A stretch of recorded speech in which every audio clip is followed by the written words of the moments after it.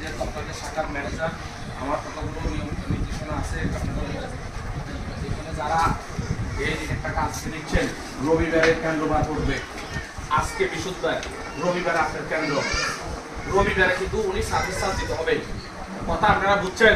যে বলবেন স্যার এক সপ্তাহ তো হয় নাই, দিব না, রবিবারে লাভের টাকা দিতে হবে। এক নাম্বার। দুই নাম্বার হচ্ছে যদি আপনি টাকা তুলে বোনের জন্য নিতেছেন, জালকে তুলে দিবেন, শাসিকে তুলে দিবেন, ওই আপা ওই খালা আমার মিটিং সাথে দরজা খুলে বেরো চলে যাবেন। আমার কথা আপনারা বুঝছেন? কারোর জন্য নেওয়া যাবে না এই টাকা, যা আপনার স্বামীর প্রয়োজন আপনি নেবেন।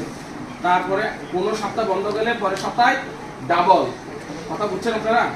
আর একটা অভিযোগ, আমি যখন কেন্দ্র ভিজিট করতে যাই, সব অনেক জায়গায় আপনারা আমাকে বলে স্যার ফিল্ড অফিসার 3 কিস্তি তুলে নেয়। আমার সাথে আপনার ফিল্ড অফিসারের সাথে 2 কিস্তি পার্থক্য, কিস্তি তুলে নেয়। কেন তুলে নেয় এটা দোষ আপনার।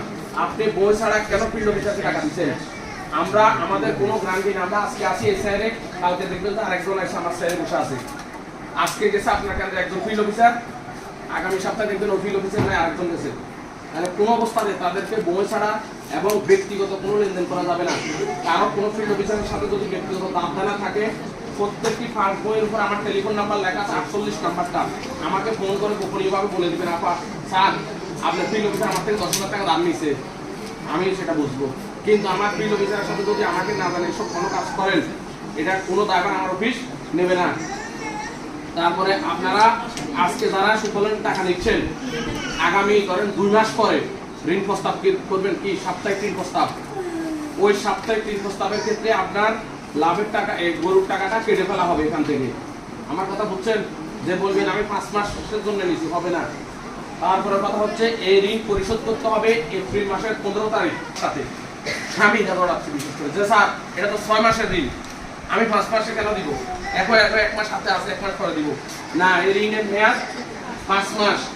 তারপরে ধরেন আজকে যিনি সুফলনের টাকা নিচ্ছেন, আজকে থেকে ধরেন 1 মাস পরে যদি আমার সুফলনের টাকা বিতরণ চালু থাকে, যিনি 1 মাস পরে নিবে উনি মেয়াদ পাবে কতদিন?